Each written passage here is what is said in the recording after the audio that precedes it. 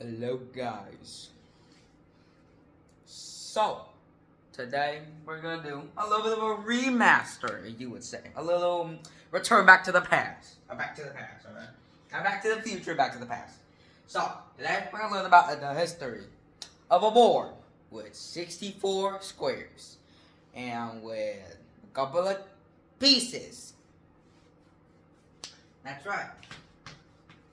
Chess. If you were thinking checkers, get the hell out of this video, please. This is not checkers. So, today we're going to talk about the history and chess concepts. Alright? So, it's theorized, and it's like a more of a legend, more like, that back in the 5th century, in the good old India, which with the curry and the tikka masala. I mean, I don't know. I'm not Indian. Do not ask me. So, the youngest prince of the Gupta Empire, he got oofed in battle. I was doing this so that way I don't get striked. Oofed in battle. So, the oldest son, he was like, damn, that's bad. And his mom was like crying and everything. So, his son came up with a nice idea. What if we made a game to represent the scene to our mom? Which, I don't know if that's a good or bad thing, but let's just assume it was, alright? So, originally the game only had 4 pieces. One was like elephant shaped, one was a soldier shaped, one had a spear, and also one king piece that would decide the fate of the players. And it originally was called, what was it originally called? Hold up. So our only thing I remember was that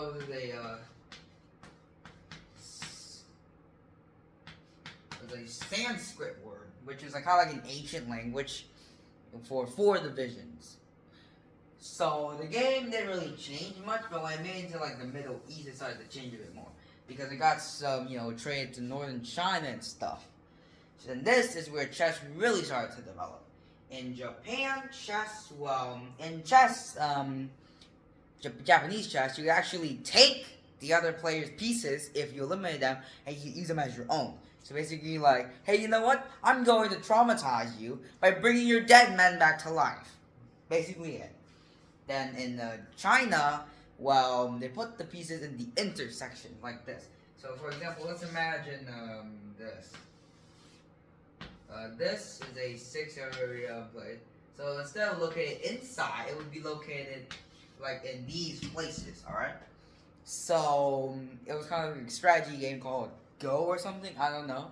I mean, that's all I know about it. And then, what was it called?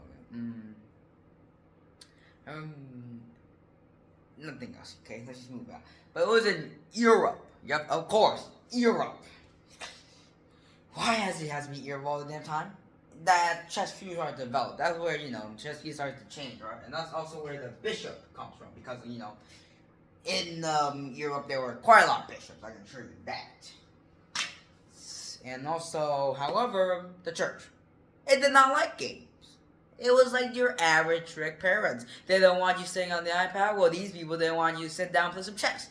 And the people said that, hey, this is untrustworthy. You cannot trust these wood pieces that are made for gaming or whatever it's called. And even worse, France even temporarily banned the game. Yeah, France, of course. I mean, after all, it was in Henry's. That's why I don't like the term Henry, because most Henrys just suck ass. And by 10th century, people had really started to add chess into modern education, which by now isn't that much about it. The only way you learn chess is in chess club. That's about it. But it's not standard education. You have to learn chess. And now moving on from that, sorry for the yawn. Well, it moved from royal courthouses. Yes, it was like a royal thing because, it was a modern, to coffee house, which means that it got a lot more common, alright?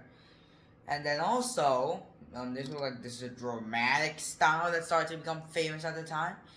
And, it was called, what was it called? The romance or dramatic age or whatever. Yeah, like the romantic style. That's what I'm trying to say. So like drama and unsuspecting moves. And from what I've heard, Roald Anderson, not Roald Dahl, Roald Anderson, got a checkmate by sacrificing his queen and 2 rooks. That's pretty cool, right? And after that, moving out a little bit, in the Cold War, Russia used a crap ton of money, or the USSR, you would call it, used a crap ton of money to invest in people who like to play chess. But it wasn't a player that made the USSR pissed off because they lost their best player. But no, it was a computer, alright? A computer by the name of Deep Blue. And Deep Blue actually beat the champion of the USSR in chess, which was kind of crazy to think about. A robot beating you. So yeah, that's kind of crazy, you know that? Alright, now moving on from that, obviously. By now we have AI robots that can beat us. However, you can pull the plug, so don't worry about it. Don't worry about a robot being better at you than chess because, well, you can plug them off. So yeah, goodbye. I think that's enough.